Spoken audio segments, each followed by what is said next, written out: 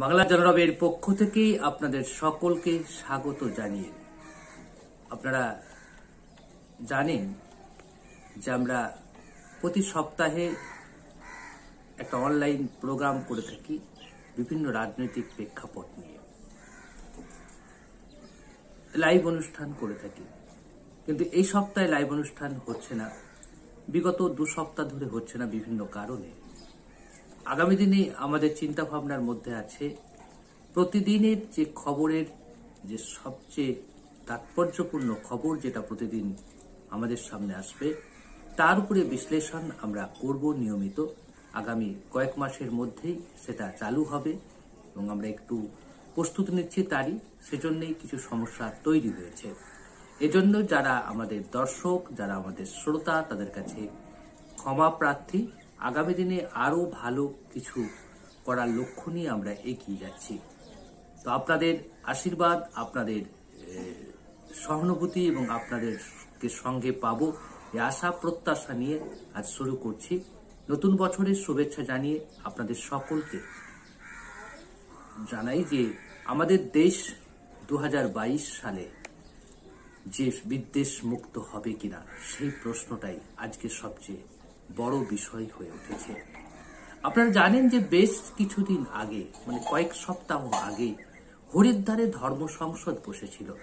সেই ধর্ম সংসদে একটি জাতি গোষ্ঠীকে লক্ষ্য রেখে যে ভাষায় আক্রমণ করা হয়েছে, যে ভাষায় হুমকি দেওয়া হয়েছে তা কহতব্য নয় এবং সমস্ত গণতান্ত্রিক দেশের পক্ষে সেটা খুব ভালো দিক বলে আমাদের মনে হয় না। কারণ একটা গণতান্ত্রিক দেশে, একটা ধর্মনিরপেক্ষ দেশে অপর ধর্ম জাতিগোষ্ঠীর মানুষকে সরাসরি মঞ্চে দাঁড়িয়ে হুমকি দেওয়ার ঘটনা এই ভারতে সম্ভবত প্রথম ঘটল এবং তারপরেও ওই সকল যারা এই ধরনের কাজকর্মের সঙ্গে যুক্ত, যারা হুমকি দিয়েছেন, তারা প্রকাশ্যে ঘুরে বেড়াচ্ছেন। এটা সবচেয়ে অবাক করেছে, সবচেয়ে বিস্ময়ের ব্যাপার হয়েছে। এই ঘটনার রেস কাটতে না কাটতেই আরেকটা বিষয় সামনে এসেছে, যদিও এক্ষেত্রে কেন্দ্র সরকার একটু কড়া পদক্ষেপ নিয়েছে, যেটা আমাদের কাছে স্বস্তির কারণ। আমরা দেখলাম যে বুল্লি বাই নামে একটা অ্যাপ তৈরি করা হয়েছিল। এই বুল্লি বাই অ্যাপের মাধ্যমে ভারতবর্ষের বেশ কিছু মুসলিম মেয়ে মহিলা যারা প্রতিবাদী মহিলা হিসাবে আত্মপ্রকাশ করেছে এবং যারা প্রতিনিয়ত বিভিন্ন বিষয়ে বক্তব্য রাখছেন তাদেরকে নিলামে তোলা হয়েছে।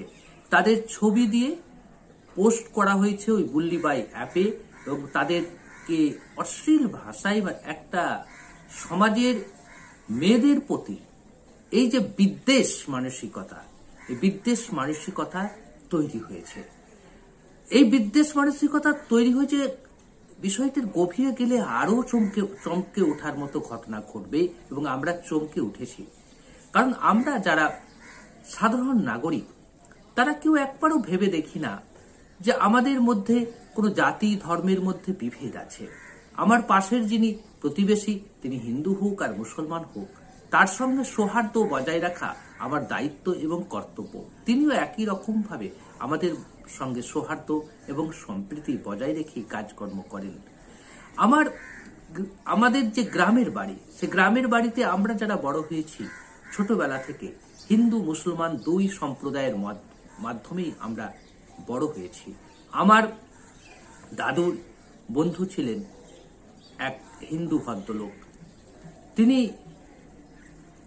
মৃত্যুর আগে বলে গিয়েছিলেন আমার দাদুকে যে আমার মৃত্যুর পর যখন শ্মশানে আমাকে পোড়ানো হবে ততক্ষণ তুমি দাঁড়িয়ে থাকবে, আর যদি তুমি যদি আমার আগে মরো তাহলে তোমাকে যতক্ষণ কবর দেয়া হবে ততক্ষণ আমি সেই কবরস্থানের কাছে দাঁড়িয়ে থাকবো। এহেন সম্প্রীতির নজির আজকের দিনে দেখা যায় না। আজকে রাস্তা ঘাটে, বাসে, ট্রামে, ট্রেনে যে ভাষায় সম্প্রীতি বিপন্নের কথা বলা হয়, যে ভাষায় একটি সম্প্রদায়কে নিশানা বানানো হয়, তা কহতব্য নয় এবং যা আমাদের শিষ্টাচারে বাধে। সবচেয়ে অবাক লেগেছে এই মুল্লিবাই অ্যাপ যখন বাইরে প্রকাশিত হওয়ার পর একটি মুসলিম মেয়ে, তিনি একজন প্রতিবাদী মহিলা, তিনি প্রতিবাদ করলেন এবং তিনি টুইটারে লিখলেন। লেখার পর কেন্দ্র সরকার কড়া পদক্ষেপ নিলেন। নেওয়ার পর বুল্লিবাই অ্যাপকে ব্যান করে দেওয়া হলো, নিষিদ্ধ করে দেওয়া হলো।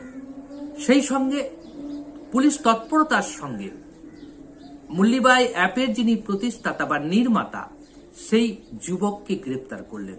সেই যুবক হলেন অসমের যুবক, তরুণ ছেলে। তাকে গ্রেপ্তার করে নিয়ে যাওয়ার পরে যখন তাকে পুলিশ জেরা করছে, জেরার সময় তিনি একবারের জন্য অনুশোচনা দেখাননি। সবচেয়ে অবাক লেগেছে, আমাদের মধ্যে সাম্প্রদায়িকতার বিষ কতখানি গভীরে প্রবেশ করলে এই ধরনের একটা বিহেভিয়ার, এই ধরনের ব্যবহার নজরে আসে। একটা সম্প্রদায়ের মহিলা, একটা সম্প্রদায়ের মেয়ে, তার সম্মান আরেকটা সংখ্যাগরিষ্ঠ সম্প্রদায়ের মেয়ের সম্মান এক হওয়া উচিত। দুঃখের হলেও সত্য, এই 2022-এ দাঁড়িয়ে আমাদেরকে ধর্ম নিয়ে চিন্তা ভাবনা করতে হচ্ছে। আজকে মুল্লিবাই অ্যাপের নির্মাতা, প্রতিষ্ঠাতা এবং যিনি অ্যাপটা তৈরি করেছেন সেই ইঞ্জিনিয়ার যুবক, উচ্চশিক্ষিত যুবক, তিনি কিন্তু একবারও অনুশোচনা দেখাননি যেটা করে আমি ভুল করেছি। তিনি বলেছেন এটা করে আমি ঠিক কাজই করেছি, কারণ মুসলিমদের প্রতি তার যে বিদ্বেষ মানসিকতা, সেই মানসিকতাটা প্রকাশ পেয়েছে। দুঃখের হলো সত্য, সমগ্র দেশ জুড়ে এর বিরুদ্ধে প্রতিবাদ ওঠেনি। সুশীল সমাজ প্রতিবাদে গর্জে ওঠেনি। নির্ভয়া কাণ্ডের সময় যে ঘটনা আমরা দেখেছি, সেই ঘটনার রেশ এখনো পর্যন্ত আমরা দেখতে পাইনি কোনো ঘটনাতে। কেন, কি জন্য? এই প্রশ্নটা বারবার। আসুন আমরা রাস্তায় নামি, আমরা বলি যে এই ধরনের বিদ্বেষ প্রচারের বিরুদ্ধে, সাম্প্রদায়িক সম্প্রীতি রক্ষার স্বার্থে আমাদেরকে প্রয়োজনের আবার একটা স্বাধীনতার অংশগ্রহণ করতে হবে, স্বাধীনতার সংগ্রামে অংশগ্রহণ করতে হবে। কারণ এই স্বাধীনতা হবে হিন্দু, মুসলমান, খ্রিস্টান, জৈন সবার ধর্মীয় স্বাধীনতার অধিকার। আজ আমরা বিষয়টি খুবই গভীরভাবে ভাবতে হবে। এজন্যই ভাবছেন কিছু মানুষ, ভাবছেন না তা নয়।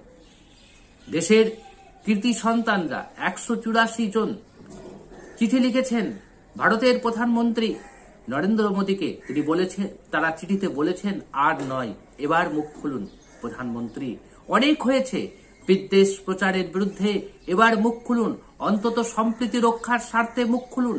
যারা দেশের সম্প্রীতিকে, দেশের সংহতিকে, দেশের ঐক্যকে বিনষ্ট করছে, তাদের বিরুদ্ধে মুখ খুলুন। কারণ প্রধানমন্ত্রীর নীরবতায় এই সকল মানুষরা উৎসাহ বোধ করছে। হরিদ্বারে যারা ধর্ম সংসদে অংশ নিয়ে একটি বিশেষ ধর্মীয় জাতি গোষ্ঠীকে হুমকি দিয়েছে, তাদের প্রতি যদি প্রধানমন্ত্রী একবার কঠোর মনোভাব দেখাতেন, তাহলে হয়তো আর দ্বিতীয়বার এ কথাটা বলার সাহস পেত না। এই অ্যাপ নির্মাণও হতো না। মুসলিম মেয়েরা টার্গেট, মুসলিম সম্প্রদায় টার্গেট বানানোর পর এবার খ্রিস্টান সম্প্রদায়কেও টার্গেট বানানো হচ্ছে, পাঞ্জাবিদের টার্গেট বানানো হচ্ছে। আস্তে আস্তে গোটা দেশের মধ্যে বিভেদ তৈরি হবে। কেন এই বিভেদ? 1947 সালে যখন আমরা দেশ স্বাধীন হয়েছিল, আমাদের দেশ, তখন জওহরলাল নেহরু বলেছিলেন এই দেশে হিন্দু, মুসলমান, খ্রিস্টান, জৈন সবার সমান অধিকার আছে। সেই অধিকার অর্জিত অধিকারের লক্ষ্যে আবার আমাদেরকে রাস্তায় নামতে হবে, আবার আমাদেরকে সরব হতে হবে। বাংলার সারা বিশ্বকে পথ দেখিয়েছে, বাংলা সমগ্র ভারতকে পথ দেখিয়েছে। স্বাধীনতার সংগ্রামে বাংলার অবদানকে অস্বীকার করা যাবে না, করতে পারা যায় না। বাংলা থেকে এই স্বাধীনতার সংগ্রামের বীজ রোপিত হয়েছিল।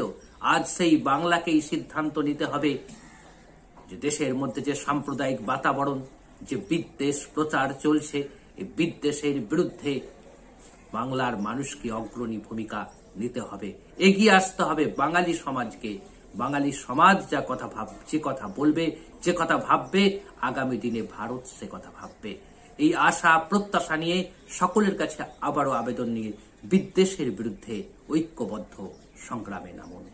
বিদ্বেষের বিরুদ্ধে বিদ্বেষ প্রচারকে রুখতে হবে, সাম্প্রদায়িক সম্প্রীতিকে রক্ষা করতে হবে। এটাই আমাদের ভারতবর্ষের মূল বাণী, এটাই আমাদের ভারতবর্ষের মূল তাৎপর্য, ভারতের অন্তর্নিহিত আদর্শ এই বিষয়টি। সম্প্রীতির মধ্যে ঐক্য, বিভেদের মধ্যে ঐক্য, একে রক্ষা করা আমাদের দায়িত্ব এবং কর্তব্য। তাই বন্ধুরা, আপনারা অনেক হয়েছে বিদ্বেষ প্রচার, এবার অন্তত সম্প্রীতির স্বার্থে রাস্তায় নামুন। এই আশা। আজকের এই অনুষ্ঠান কেমন লাগলো আপনারা আমাদের মতামত দেবেন। আপনাদের মতামত আমাদের কাছে অবশ্যই গ্রহণীয় এবং আমরা সম্মানিত বোধ করব আপনাদের মতামত সামনে এলে, এবং আপনাদের মতামতের ভিত্তিতে আমরা পরবর্তীতে আরো কিছু মতামত রাখার চেষ্টা করব। এবং আপনারা যদি ভালো লাগে আমাদের এই ভিডিও, তাহলে অবশ্যই লাইক করবেন, শেয়ার করবেন, সাবস্ক্রাইব করে আমাদের পাশে দাঁড়াবেন। কারণ মনে রাখবেন, সম্প্রীতি এবং ঐক্যের স্বার্থে ঐক্যবদ্ধ তার থাকাটা সবচেয়ে বড়, সবচেয়ে বেশি জরুরি। আজকের এই সংকটকালে আমাদের ঐক্যবদ্ধ হতে হবে।